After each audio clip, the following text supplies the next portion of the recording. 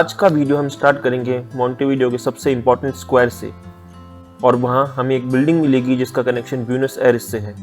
उसके बाद हम जाएंगे लगभग 300 साल पुराने गेट के थ्रू, जहाँ कभी पूरा मोंटेविडियो वॉल से घिरा हुआ था, और वहाँ से हम पहुँचेंगे उस एग्जैक्ट जगह जहाँ से आज से 300 साल पहले मोंटेविडियो शुरू हुआ था। तो हेलो गाइस, कैसे हैं आप सभी लोग। स्वागत है आपका इस नए वीडियो नए ब्लॉग में। आज हम एक्सप्लोर करेंगे मोंटेविडियो। तो फिलहाल हम हैं प्लाजा इंडिपेंडेंसिया में। काफ़ी ही सुंदर मिक्सचर है मॉडर्न और पुरानी बिल्डिंग्स का। और ये जो स्टैचू आप देख रहे हैं वो है होजे आर्टिगास का। होजे आर्टिगास को उरुग्वे का फादर ऑफ द नेशन कहा जाता है, बिल्कुल वैसे ही जैसे महात्मा गांधी को इंडिया में। उन्होंने 1811 से 1820 तक स्पेनिश और पोर्चुगीज ब्राजीलियन हुकूमत के खिलाफ लड़ाई लड़ी और लोगों को एक साथ जोड़ा। उरुग्वे को 1828 में आज़ादी मिली, लेकिन तब तक आर्टिगास पैराग्वे में रह रहे थे। फिर भी उनके बड़े योगदान की वजह से उन्हें आज भी उरुग्वे का फादर ऑफ द नेशन कहा जाता है। और वो पीछे है प्रेसिडेंशियल बिल्डिंग, जहाँ पे उरुग्वे के प्रेसिडेंट अपना ऑफिस संभालते हैं। इसलिए अभी के प्रेसिडेंट यानी कि शमांदू ओरसी, उनका ऑफिस भी यहीं पे है, क्योंकि ये मेन स्क्वायर है इस पूरे शहर का। और जैसे मैंने बताया कि उस मेन स्क्वायर पे फादर ऑफ द नेशन यानी कि होजे आर्टिगास, उनका स्टैचू, और इस स्टैचू के नीचे आप सीढ़ियाँ उधर देख सकते हैं, वो है उनके म्यूजियम। जैसे कि हमारे यहाँ राजघाट है महात्मा गांधी के लिए, वैसे इनके स्टैचू के नीचे ही है इनका म्यूजियम। जैसे मैंने बताया आपको कि उसके पीछे है उधर प्रेसिडेंशियल ऑफिस, और भी काफ़ी इंपॉर्टेंट बिल्डिंग्स हैं, जैसे कि ये है पैलेसियो सैल्वो, जो कि एक टाइम पे पूरे साउथ अमेरिका की सबसे टॉलेस्ट बिल्डिंग हुआ करती थी। इसको 1928 में बनाया गया था। एंड एक टाइम पे ऐसा भी था कि जब Uruguay was one of the most richest nation in the world, तो उस चीज़ को भी ये दर्शाता है कि प्रॉस्पेरिटी का निशान था कि भाई हमारे पास एक टाइम पे पूरे कॉन्टिनेंट का सबसे टॉलेस्ट बिल्डिंग है। खैर ऑफ कोर्स अभी ये नहीं है, बट एक टाइम पे ये हुआ करता था। और ऐसा ही एक सेम स्ट्रक्चर एक और है ब्यूनस आयर्स में। अब जब भी हमारा ब्यूनस आयर्स जाना होगा तो बिल्कुल आपको मैं दिखाऊंगा। खैर अभी यहाँ से हम चलते हैं हमारे नेक्स्ट डेस्टिनेशन, जो कि होने वाला है ओल्ड सिटी की तरफ।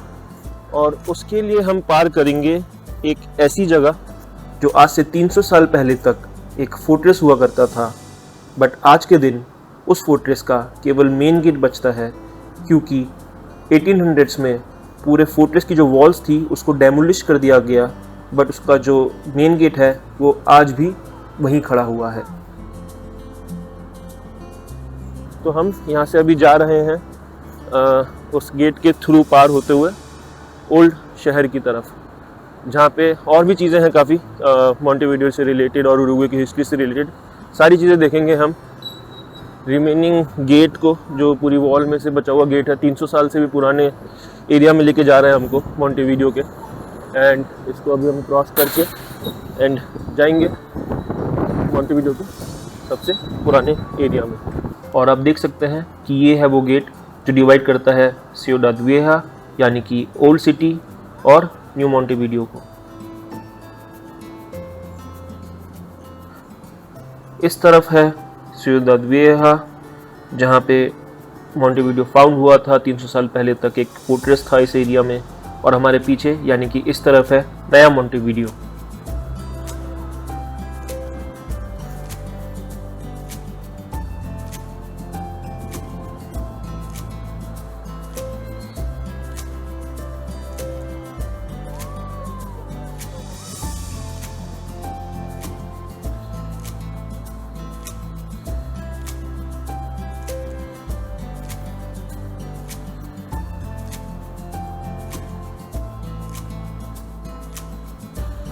अब हम आ चुके हैं नए मोंटेविडियो से पुराने मोंटेविडियो की तरफ। और जैसा मैंने आपको बताया कि जो पीछे एक गेट है वो ही अब बच रहा है, जहाँ 1700s पे यहाँ पे जो पुराना जो ओल्ड सिटी है, ओल्ड मोंटेविडियो है, वो पूरा का पूरा वॉल से घिरा रहा करता था। और जो आपने पीछे अभी गेट देखा वो ही केवल उसमें से आज बचता है। तो अभी हम हैं काशे सरांडी पे, यानी सरांडी स्ट्रीट, जो कि बहुत फेमस है क्योंकि पुराने ज़माने में तो ये स्ट्रीट काफ़ी इम्पोर्टेंट थी ही, पर आज के मोंटेवीडियो के लिए भी ये स्ट्रीट काफ़ी ज़्यादा इम्पॉर्टेंट है, क्योंकि ये पेडेस्ट्रियन फ्रेंडली के साथ साथ काफ़ी सारे लोकल बिजनेसेस, स्मॉल बिजनेसेस का घर भी है और काफ़ी सारे स्ट्रीट परफॉर्मर्स भी यहाँ पे परफॉर्म करते रहते हैं। बट आज यहाँ पे काफ़ी कम भीड़ है, क्योंकि आज सर्दी बाकी दिनों के मुकाबले बहुत ज़्यादा है एंड सर्दियों का मौसम भी स्टार्ट हो चुका है मोंटेवीडियो में, तो इस वजह से भी काफ़ी कम भीड़ है। रही बात मोंटेवीडियो की हिस्ट्री की, तो मोंटेवीडियो स्पेनिश लोगों के लिए एक काफ़ी इम्पॉर्टेंट जगह थी, क्योंकि यहाँ पे पोर्ट है रियो डे ला प्लाटा का, तो उस टाइम पे शिपिंग वगैरह के थ्रू ही जो होता था वो होता था, तो इस वजह से वो भी काफ़ी इम्पॉर्टेंट रहा एंड इसलिए 1726 में इन्होंने मोंटेवीडियो को बसाया, जिस वजह से इन्होंने ये वॉल्स भी बनाई थी और ये इसको एक तरह से फोर्ट्रेस बनाया था, और जिसने पोर्चुगल को भी स्टॉप किया उनके एक्सपेंशन से एंड फाइनली स्पेनिश को एक तरह से एक स्ट्रेटेजिक एक स्ट्रॉन्ग होल्ड दिया मोंटेवीडियो के रूप में, क्योंकि ये पोर्ट भी था रियो दे ला प्लाटा का। खैर अभी यहाँ से हम चलेंगे उस एग्जैक्ट पॉइंट पे जहाँ पे मोंटेवीडियो को फाउंड किया गया था, जो है प्लाजा मात्रीज। ये मोंटेवीडियो का सबसे पुराना स्क्वायर है और बोलते हैं कि इसी एरिया से सिटी की शुरुआत हुई थी ऑलमोस्ट 300 साल पहले ये पूरे सिटी का मेन सेंटर हुआ करता था, जहाँ लोग मिलते थे और सारे इवेंट्स हुआ करते थे। ये है वो एग्जैक्ट पॉइंट जहाँ पे आज से लगभग 300 साल पहले 1726 में, एक्चुअल में एग्जैक्टली 300 साल पहले, क्योंकि अभी 2026 चल रहा है एंड 1726 में मोंटेवीडियो को फाउंड किया गया था एंड इसको आज भी उन्होंने काफ़ी प्रिजर्व कर रखा है। जैसे कि आप देखेंगे कि आज भी आसपास का एरिया बहुत कुछ वैसा का वैसा ही है, प्लस जो स्क्वायर था आज भी वो एक स्क्वायर ही है। अब ये जो प्लाजा मात्रिस है वो असल में प्लाजा दे कॉन्स्टिट्यूशन कहा जाता है, बट जो आप सामने चर्च देख रहे हैं उसकी वजह से इसको प्लाजा मात्रिस भी कहते हैं, क्योंकि इस चर्च का नाम है इग्लेसिया मात्रिस। जैसे उरुग्वे के गवर्नमेंट ने या फिर स्पेनियर्स ने भी इस जगह को प्रिजर्व करके रखा आज से 300 साल पहले जैसे ही, ऑफ कोर्स सेम तो नहीं बट तब भी काफ़ी कुछ प्रिजर्व्ड है। एक वैसी ही जगह हम जाने वाले हैं थोड़ा बहुत कॉफ़ी वगैरह पीने। तो वो जगह असल में पहले एक दवाई की दुकान होती थी या फिर फार्मेसी होती थी एंड अभी उसको कन्वर्ट करके वहाँ पे बना दिया है एक कॉफ़ी शॉप जिसका नाम है ला फार्मासिया। बेसिकली ला फार्मासिया मतलब स्पेनिश में द फार्मेसी, और जैसा मैंने आपको बताया कि क्योंकि वो पहले एक फार्मेसी होती थी इसी वजह से उसका नाम ला फार्मेसिया है। अब जो ला फार्मेसिया है वो काफ़ी ही ज़्यादा पॉपुलर डेस्टिनेशन है, काफ़ी ज़्यादा पॉपुलर कॉफ़ी शॉप है मोंटेवीडियो उरुग्वे की, तो वहीं हम जाएंगे, उधर का आर्किटेक्चर वगैरह, उधर का इंटीरियर वगैरह भी देखेंगे, प्लस उधर की कॉफ़ी भी इंजॉय करेंगे। एनीवेज ये है वो चर्च जो है इग्लेसिया मात्रिस एंड हम चलेंगे अपने अगले डेस्टिनेशन जो है ला फार्मेसिया की तरफ।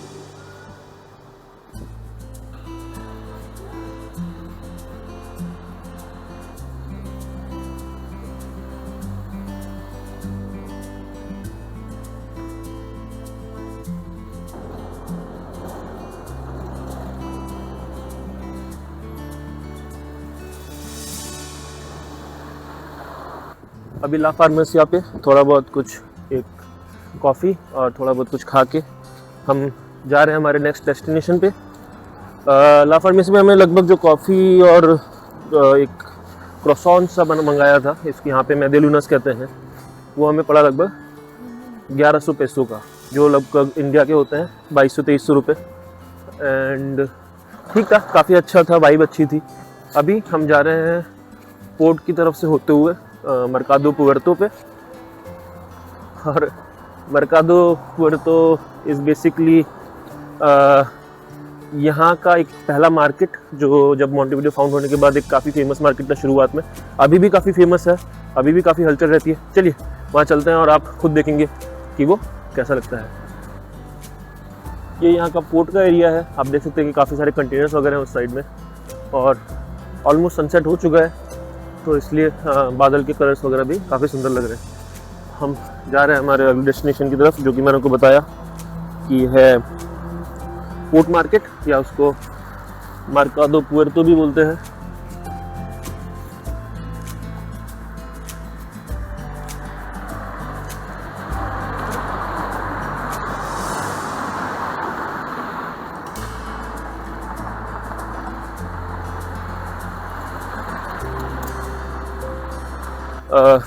उरुग्वे में हम लगभग 3 साल से रह रहे हैं एंड तब भी आज तक कभी इस जगह पे गए नहीं है, तो हमारा ये पहली बार होगा जब हम मर्कादो पुएर्तो जाएंगे। बट जितना मैंने वीडियोस वगैरह भी देखे हैं, प्लस जितने लोग दोस्त भी गए हैं उनसे बात हुई है, तो वही है कि वो नॉन-वेज ऑप्शन उधर ज़्यादा है, क्योंकि हम दोनों ही वेजिटेरियन हैं, तो हमारे लिए उधर कुछ खाने को रहेगा नहीं। आ चुके हैं हम मर्कादो पुएर्तो, बट क्योंकि ऑलरेडी 6 बज चुके हैं और 6 बजे मर्कादो पुएर्तो बंद भी हो जाता है, तो इस वजह से जो जगह है और जो आसपास की दुकानें हैं वो सब बंद हो चुका है। आई होप कि हमें अंदर एंट्री मिले। अंदर लाइट तो जल रही है। आई थिंक जो आखिर के थोड़ी बहुत रेस्टोरेंट्स होंगे, प्लस जो आखिर की थोड़ी बहुत दुकानें होंगी वो खुल रही होंगी, तो अंदर हमको जाने मिल जाएगा। Let's see.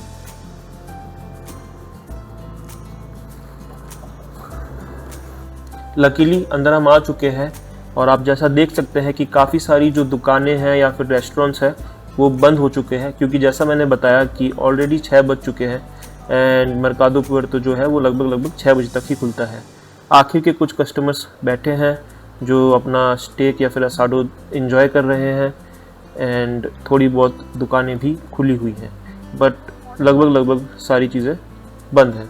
और ऐसा भी कहा जाता है कि यहाँ का जो स्टेक या फिर जो असाडो है वो पूरे उरुग्वे का बेस्ट है, और इसी वजह से दिन के समय यहाँ पे काफ़ी भीड़ रहती है।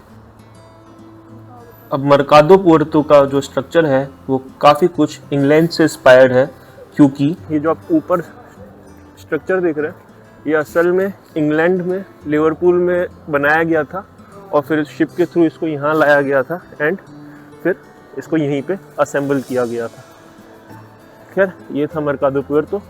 काफ़ी कम भीड़ है, मेरे को मालूम है कि दिन में यहाँ पे काफ़ी भीड़ वगैरह रहती है जैसे मेरे को लोगों ने बताया है, बट अभी काफ़ी कुछ खाली हो चुके हैं।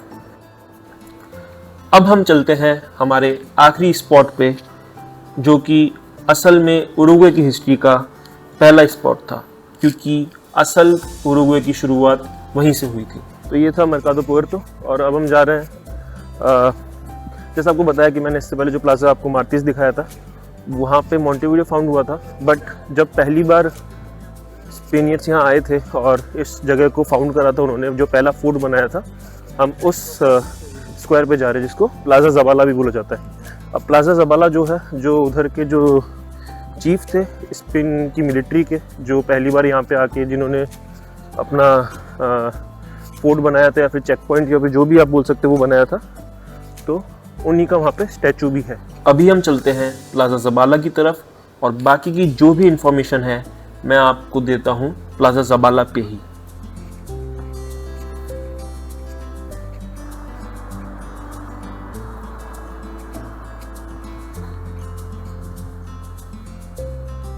तो अभी हम आ चुके हैं प्लाजा ज़बाला पे। तो जैसा मैंने बताया कि ये था वो एग्जैक्ट स्पॉट जहाँ पे स्पेन के गवर्नर ब्रूनो ज़बाला ने एक फोर्ट बनवाया था जिसका नाम था एल फुएर्ते या फिर द ग्रेट फोर्ट। इसको उन्होंने बनवाया था 1724 में, एंड इसके बाद 1726 में मोंटेविडियो को भी इन्होंने ही फाउंड किया था। अब ये जो फोर्ट था एल फुएर्ते वो असल में 1890 में डेमोलिश हुआ था, और उसके बाद उसी साइट पे ये पार्क बनाया गया जिसका नाम था plaza Zabala. Plaza Zabala of course Bruno Zabala के नाम पे, क्योंकि 1724 में एक तरह से मोंटेविडियो का पहला कंस्ट्रक्शन के साथ साथ मोंटेविडियो के फाउंडिंग फादर भी थे 1726 में। ये जो स्टैचू आप देख रहे हैं वो ब्रूनो ज़बाला का ही है। हर जगह यहाँ पे पार्क ही पार्क और आपको स्टैचू वगैरह मिलते रहेंगे। बहुत ही ज़्यादा यूरोप से रिजेबलेंस है, क्योंकि जैसा मैंने बताया कि काफ़ी सारे इटालियन और स्पेनिश इमिग्रेंट्स यहाँ पे आए थे एंड अपना घर बनाया था मोंटेवीडियो को। और यही बात हमको मोंटेवीडियो की अच्छी भी लगती है कि इन्होंने अपनी हिस्ट्री को तोड़ के कुछ नया नहीं बनाया और उसी को प्रिजर्व करके थोड़ा बहुत मॉडर्नाइज करके और आज तक इनकी जो हिस्ट्री है वो प्रिजर्व्ड है। खैर, इस वीडियो को रखते हैं यहीं तक। अगर आपको ये वीडियो अच्छा लगा हो तो प्लीज़ हमें बताइएगा कमेंट में एंड लाइक ज़रूर कीजिएगा। Also please share with your friends and subscribe to the channel अगर आपको और ऐसे वीडियो देखने हैं।